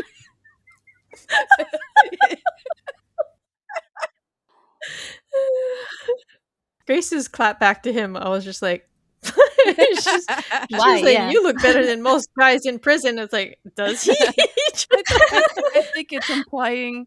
I think it's implying a threat that once they get to prison, yeah. they're not going to be treated well by the other Yeah. inmates. So back in her office, Lisbon is putting all her things together because I guess she had moved out of her office while on leave. This always happens in TV shows when people get put on leave. They leave. They show them leaving with a box They of their take stuff. everything. Right? What? I'm just like, wait, are they fired? I thought leave is just like you gotta go on, like, I don't know. I mean, when you go on vacation for like a week, you don't You don't pack up unpack all your your stuff, right? So, yeah, whenever they put people on unpaid leave or administrative leave, it's like, why do you have a box of your things? Why are you taking your photos and stuff? Ah, but she's putting everything back, including pieces of a chessboard. And Yeah. Bosco comes in. He's like, "You made a very convincing lunatic." And she's just, this is like the awkward part because she's like, "Oh, sorry, we couldn't tell you." And he's like, "Well, you could have told me, but you chose not to." And it's like, dude, we saw how you were approaching this case. You deserved it. I do feel like this is where they really set up the Bosco loves Lisbon thing. Yeah, Um, they give their due diligence with his body language here, the way yeah. he leans in, and when Jane comes in and says, "Am I interrupting Am I something?" interrupting? Bosco like He's like flinches away, runs like away. he's doing something wrong. No, I'm not Um, doing anything. Bye. He's the one that storms off now. Because, I mean, he knows that Jane can read all kinds of things, right? So he's just like, Oh yeah, oh, I'm out of here. But yeah, I mean, the way that it's not just that he leaned in, he like approached her, right? yeah, He walked toward her and he's like, the way he's suggestively tapping the box yes, on her desk. like yes. And after all, he gives her team so much flack Yeah. for being willing to like bend the For backing rules her up. for each other. But then here he's like, if it was you, if you had done it, and he's implying that That he would have, he would have backed her up. yeah. Which, I mean, he Oh, wasn't showing it. no, he was not. But yeah, so Jane is here with a bag of donuts from Marie's, and she takes it out, and it's a cake donut. It's just a regular cake donut. It's not a bear claw. It is not a bear claw. She Fans looks are going fine to with be it too. disappointed. Why are there no cake donuts in fan fiction? because she says bear claw. Yeah. She says fair club. But Jane brings her a cake donut. He must know she likes those too. See? But also, in the fanfics, Jane pretty much only eats eggs. Oh my Yeah. god. And I really And feel like in blueberry season muffins? 7, I feel like in season 7, he says like, I like pork chops, and I always have taken that as a message to the fanfic writers. Like, I can eat other things. Jane has a balanced diet. See, you can like many things. You can like many donuts. What are your guys' go-to donut? If you could only pick one donut, like right now, what would you pick? I always look for like an apple fritter, Oh, but I also like a jelly-filled sugar donut. I don't know if I've had a jelly-filled one. What about you, Hochi? I am not a fan of donuts. If I have to be honest, Oh, no. I don't know. There is something about the dough that is not sweet enough for me. Maybe Oh. That's what all the I glaze is for. Yeah. still there is something like, I don't know. I'm very particular with the with textures and flavors, and Mm. there is something that I prefer something sweeter maybe, or something savory maybe. Here in This Argentina, yes, there are savory bear claws that are my favorite. Those are the ones that are like Mm. the savory version of bear claws, and I like those. interesting. Yeah, you did make me wonder because in America, we're very well known for having too much sugar on everything. So I Mhm, do mhm. wonder if your donuts there are just different than what we have. First of all, they are not very Lacking popular. sugar. Yeah. They are not popular here. I have to say, they are not popular. There are other like All right. Ah, here. very interesting. Churros are like the popular things. Ah, Churros filled okay. with dulce de leche, which is Yeah. like something from here. Mm, So yeah, that is like probably the most popular thing that could be compared to donuts because they are sure. also Yeah. fried. So Right. yeah, Yeah. That We sounds have good. we have a lot of churro flavored desserts. like I've seen a lot of like churro. I wouldn't be surprised if there's like a churro donut out there somewhere. I've seen churro ice cream and things like that. So, yeah. but for me, I think it would be a long john, which is the long rectangular one with the cream filling. I like those. And then in Hawaii, there's something called a napple from this popular place called Zippy's. It's a turnover, and there's like a the popular one is the apple one, and there's coconut, but I like the cream cheese, the blueberry cream cheese one. That's my go-to. You are making me hungry. Yeah. Yeah, if you ever come to United States, you gotta go to a donut shop and you're gonna have sugar overload for Oh my sure. goodness. Yes. Yeah. Because I have yeah, like heard. the donut Yeah. shops here are crazy. There is this my favorite donut shop here is called Donut King, and they have this maple donuts are like a common thing, right, Karen? I would The say so, maple but glaze. I live in Minnesota, which borders Canada, and Mm, we're just have a lot of maple things here. So I was going to yeah, ask you, do you have a lot of yeah, maple things? oh yeah, it's a very Yeah, we common certainly the do. maple glaze. Yeah, so one of my favorite ones from Donut King is a maple glazed donut with bacon, thick bacon on it. Yeah. Good stuff. Sounds It- yeah. it's so sweet and so decadent though that I can't eat the whole thing. I have to cut it in half and eat the rest the next day. It's expensive too. It's like $4 or $5. But yeah, so after Bosco leaves, he hands her the bag of donuts. She takes one out and she eats it while she's unpacking. And Jane's like, "Oh, I didn't see it earlier, but that explains a lot." He says, "Bosco's in love with you," and she's like, "What?" And then she actually throws the donut bag at him to get him to shut up. But she kind of just like waves it off as like something ridiculous that Jane is saying. But Yeah. he seriously sees it. And then I like that he peeks in while she's still unpacking. She doesn't see. She's not looking at him, but he peeks back in. It's almost kind of like a he's relieved that everything has turned out well, right? He's happy to see her putting all her stuff back. Yeah. That part, like that peeking into inside her office again, it's something also very popular in fanfic. I think I have read it multiple times too. Even though it happens in the show, it's very common too on fanfic. Yeah. Yeah. Yeah, because Jane at her door, they do that often. Like he'll peek in, right? Or he'll say something, one last thing at her door. Or Yeah. my favorite Jane at the door scene is you keep a hammer in your desk. Yeah.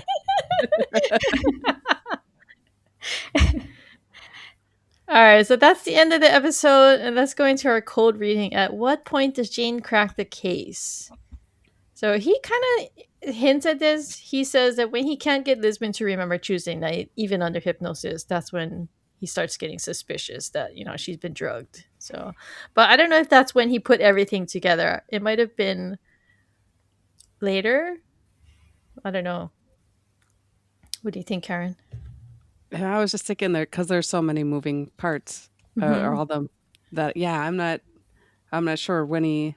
I mean, it definitely implicates Carmen because he has so much opportunity Yeah, and the timing, and he knew it was a.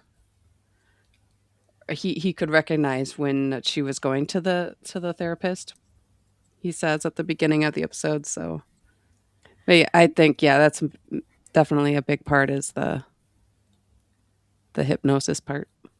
yeah. And maybe he was like, "Come on, mine was so easy. He cleared me after one try." Yeah. He In might my, be suspicious too. I would think back like, "Wait a minute." in my How opinion, come I I got don't off so think. easy? Yeah, I don't think that we see Jane enough in this episode with his tricks so that Yeah. we can see like 100% when he cracked the case or he solved the case. I don't think that we see it enough to try to Yeah. deduce very clearly. They very often hide when he fills everybody in on the plan to get everybody to get everybody on board to catch the killer, right? So, Yeah. Because you uh, think about the discussion they would have had, like, "I yeah, need you to really go off the deep end," or, just giving Lisbon notes. I mean, did he tell her to break the window? Did they come up with that together? Because, yeah, it's hard to imagine Lisbon just saying, "Oh, I could break a window." Like, yeah. that I And seems also I a like little. wonder, that they yeah, even mentioned Minali's going to charge you for that glass. And she's like, "Yeah, that's fair." I wonder how their conversation went to for Jane to convince her to go with that plan. Yeah. Like I always That's Yeah. wondered interesting. how how that how was she so willing to go through with that plan? I feel like Lisbon's character when she finds out because she's already mad at Dr. Carmen for keeping her for five weeks now or 5 sessions or whatever. I feel like when she finds out that this is him, that he's betrayed not just like the CBI, but like also this trust, right, between doctor and Yeah. patient. I mean, that's a huge betrayal. So I feel like Lisbon would take something like that and get really upset and be like, "Let's do it. This guy is the worst. We have to get him." And I'm gonna do it in like a glorious fashion. But is this the only time that Jane does not criticize her acting? Oh, maybe he does praise Interesting. her. Yeah. Yeah. He doesn't say that she's overacting. It's like, is he comparing every other time to this one? Okay, so hot reading. In this episode, we actually get a look at the upstairs offices. I think I mentioned like was it 2 episodes ago where I finally realized that that's where like Mileli and all the other people are up there. But we actually get to hear like when they're stepping up there, like they're stepping on like the metal that's Mhm. above them, right? Mhm. So it's a very interestingly constructed office. Yeah, I There's like this always metal wondered. gangplank and there's doors and everything. Yeah, I always wonder why they didn't use that often enough, or why they didn't use it in more. Because there is in season one in the deleted scenes, there is like one scene I think of Jane, Lisbon, and Minelli talking in that semi floor. I think. I think Yeah. it's like the season one finale. Is a deleted scene from that episode, and I always liked that part. I don't know why because it's so underused, but I really liked that. I think there's also in Red Queen. I feel like doesn't Jane stand Ah, up there and or yeah. somebody stands up there and looks down, right? Or Yes, Yeah. he's talking on the Yep. phone with Yep. Hightower. Yeah, Yeah. yeah, yeah, I think yeah. that is the last time that we We don't get to see. see them up there. Yeah. And then the intro in this episode is the first time that we hear the standard theme music that we're going to hear until the conclusion of the Red John storyline. And then the Angry Man cooking show was likely Hell's Kitchen with Gordon Ramsay because I looked it up, and in 2009 it was airing on Tuesday nights. So Interesting. Yeah, Yeah, that's I always also I always looked that think of up. Gordon Ramsay. Yes, He and cooked risotto. it's so funny because I it's not a show that is familiar here in Argentina. Okay. But the first thing that came to my mind, of course, it was Gordon Ramsay because he's so very famous for being angry. So yeah, it Yep. was the only one that came to mind. Yeah. whenever I hear Gordon Ramsay, all I think about is the scene where he's got the lady's head in Yeah. between two pieces of bread, right? He calls her Yeah. an idiot sandwich. Yeah. Yeah. That's probably the only thing or the only one or two memes that I know of him. So yeah, it tracks. Yeah. That's my go-to Gordon Ramsay meme. Yeah. Oh. All right, let's get to our many rewatch checklist. Just been moments. There are quite a few in this episode. Yeah, I wrote down a few. You could, if you have any to add. I have when Jane shows up when Lisbon is about to be questioned at the beginning, and Bosco's like, "What are you doing here?" And Yeah, get Lisbon's like, out. "He can stay. He can stay." So I just love that trust. Like she wants her Yeah. partner there. And then when Jane hypnotizes Lisbon and she basically falls asleep on his shoulder and he pats her head. We mentioned that one That's already. my screenshot. Um, and then when Lisbon says the mailroom guy is hot, and Jane's like, Hot. Not hot. just hot, not just Yeah. hot. Hot. Yeah. And Jane's reaction to that, like, oh, really? Like he's gonna check this guy out and see what his competition's like. And then when he at the very end when he looks back at her from the doorway, he just looks like he's at peace, like she's back, like everything's back to normal. And I would like to add when he promises her that everything is going to be okay. yes, Yeah. yes. I really love that. Yeah. Okay, locations. I didn't spot any of the Blue Glass Building, Pacific Palms, or Bright Arch in this one, so we can skip that one. Punch list. Nobody punched Jane, but Lisbon punched somebody. So Yeah. Yeah. I wasn't sure if we should include that or not. Suit watch. I might have missed the last one, but I have charcoal gray. I had to look this up because when they're standing in the alley, they show Jane, and I was like, oh my god, there's like tiny little stripes on his suit. And so I looked it up, and it's called hairline stripe. So he's wearing a charcoal gray hairline Ah. stripe suit with a light blue shirt with white stripes.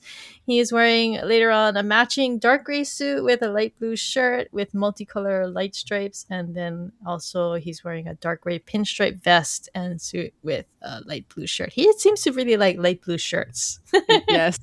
Yeah. I did see that on a Reddit post this week. I believe it was someone talking about Jane always wearing the same blue suit. And I was like, Yeah, no. He wears dark gray most often. Yeah. And then there is the odd light gray in Red Tide, I think. Or yeah, there's one. yeah, there's one. Yeah. Just the One one or time. two. Yeah. Yeah, that was like a cream suit. I was not a fan of that one. No. Yeah. And then there's one episode with the dark pinstripes, the horse racing. But we'll Yeah. get to that. I like when he wears black. So Yeah. but yeah, I've seen more than one person say that too, that he always wears the same suit. I'm like, no, he doesn't. He has lots of different suits. He even mixes and matches. He doesn't always match. Sometimes he's Yeah. wearing gray with blue. So, no additions to Cheat Watch. Nothing. Or I mean, I guess Revenge Watch. Can we add this? This guy is getting back at Lisbon. Yeah. Yeah. It's borderline. I'd say it works. Nothing new to add to the Red John timeline. Jane doesn't call out for Lisbon, and no upside down badge. No badge. In She the turns episode in. called Red Her Badge, episode is there called is Red no Badge. Yeah. badge. She turns her badge in. Well, yeah. All right, Jane's hero meter. Let's get our ratings for this because so after we each give our ratings, we're gonna read Expanse Lover's more in-depth hair analysis. So for me, I really liked his hair in Lisbon's apartment. I tend to more like waves than curls, so I like when they style his hair to be a little straighter and give it nice waves. So I give that a 8.5, but for the rest of the episode, more like a baseline 8. So And I must have been going from a different scene because I went low this time. I gave it a 6.5 because the curls, maybe it's the same reason you gave it a higher because its curls are looser on yeah. top and sloppy, a little sloppy. I want to give it a 7.5 maybe. And Okay. the high point is because of the scene in Lisbon's apartment. Yeah. Yes. I took many screenshots from that. It's just his very nice waves and the lighting. He looks very oh my goodness. But let's read Expanse Lover's hair analysis. She says his curls are front and center, including those blonde highlights that make them stand out so deliciously. They are a bit controlled, as Patrick needs to be in control. He has to help Lisbon not end up in jail. Plus, there is Bosco to contend with. His hair still looks a little greasy in some scenes. That's probably where Karen's 6.5 comes from. Yeah. Yep. And I am eagerly waiting for the more windswept curls in later episodes. All in all, a good look for Patrick, especially in intense scenes with just Lisbon and him. My rating is a solid 8. Makes sense. Yeah. For me, Yeah. season two and season five, hair wise, are not my favorite. I don't know. I don't know if there is something. I have a thing with hair, especially with Lisbon. But if we're talking Jane, this is not my area of expertise, but I am not a big fan of his hair in season two. Okay, favorite lines. What are your favorite lines? Mine is, oh, wow, I bet you wish you worn some gloves, huh? It just cracks me up every time. I wrote so many. I wrote a lot. I wrote the one that Minelli says in the office when he has the gun with the fingerprints and says, "Tell me why I shouldn't Yeah. be throwing up in the bathroom right now." Yeah. Yep. And also the one at the end of the episode when Jane, and actually I have that as my notes in my Discord that says, "There's no account for taste, is there?" Yeah, I really like Yeah. that one. Yeah.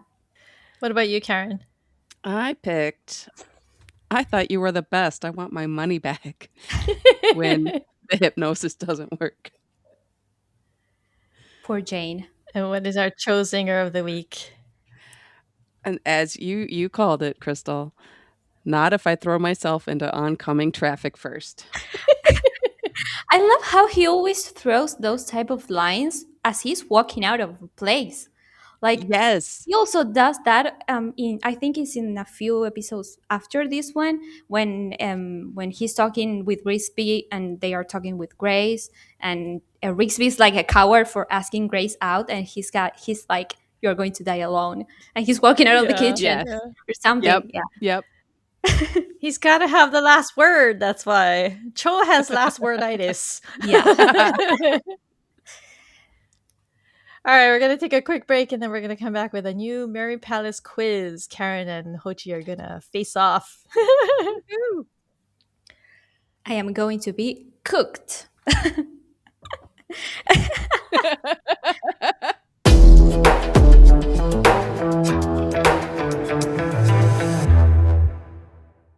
I am rolling my sleeves up. Okay, we're back with a new Mary Palace quiz for you this week. The way this works is I'm going to ask 6 questions about the episode we just discussed, and Karen and Hochi are going to have to buzz in by saying their name, and then they have to, if they get it right, then they get a point. If they get it wrong, then the other person can answer. So, ready? Yeah. Let's do it. All right, we're gonna start off easy. What band does Jane ask Lisbon about dancing to when he hypnotizes her?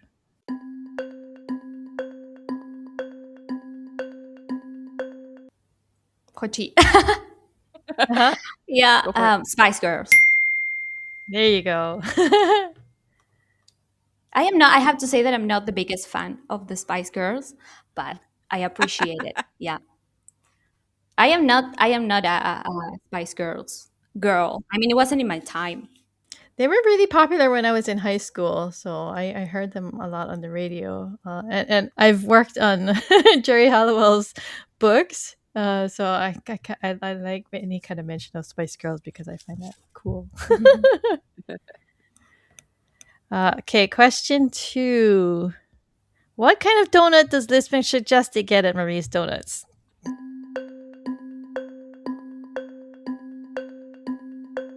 Jochi. Karin, bear claw. There you go. Yeah, yeah. Yeah. The infamous. Yes. Okay. Question 3. How old was Lisbon when her mom died?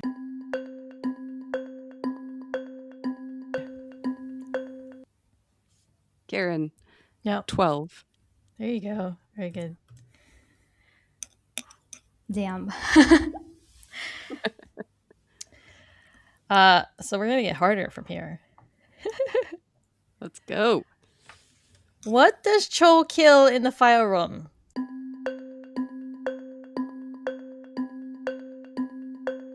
Jochi. Yeah. A Black Widow. Oh, there you go. Good job. Yeah. I never caught that when I watched the first time.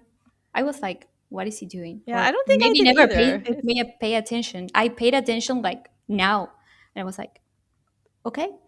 Yeah, it's a very random moment because they really Yeah. he just stomps on something. Yeah. Yeah, and when Bosco's like, "What are you guys doing here?" He's like, "Killing Kill the spiders." spider. Yeah. Ugh. No, I hate them. Yeah. Yeah. Okay, question 5. There's a red jersey hanging on Lisbon's wall in her apartment. What number is that one?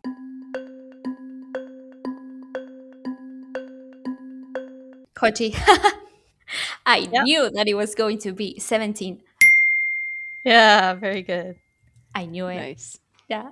I didn't know Okay. that one. We're at 3 and 2. Final question. When Rigsby and Cho play rock, paper, scissors, what does Rigsby win with?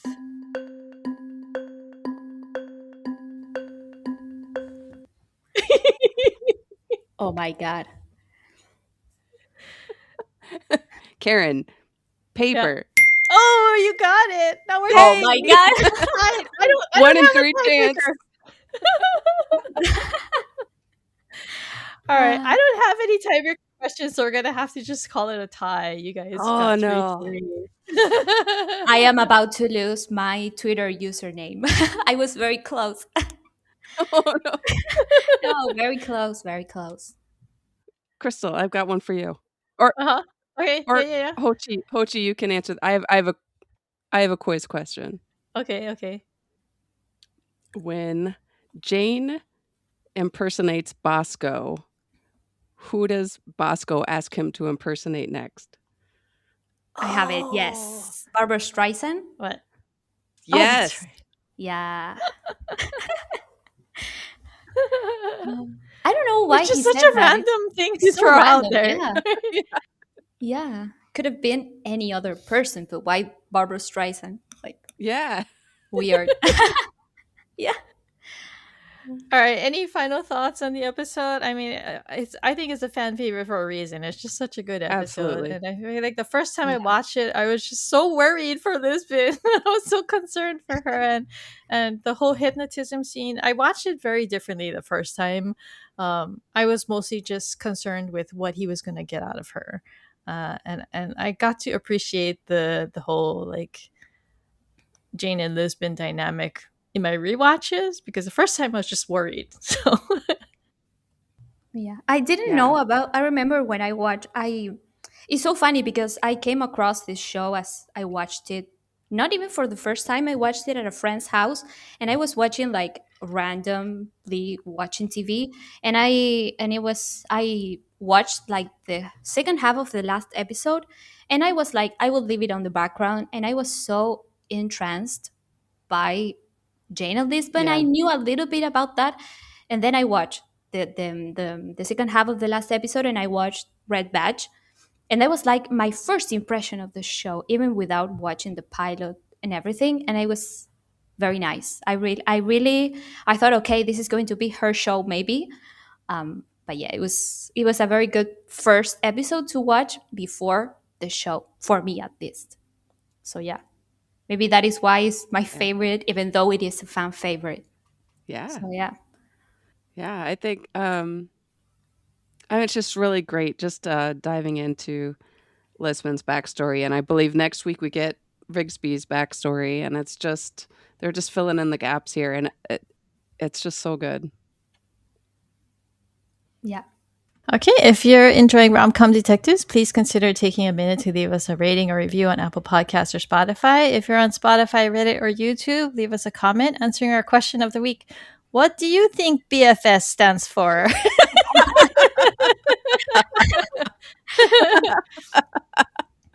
If you'd like to join additional conversations about The Mentalist, you can visit the Mentalist subreddit at reddit.com/r/The Mentalist, and you can join the Mentalist Bullpen Discord server at discord.gg/Mentalist Bullpen.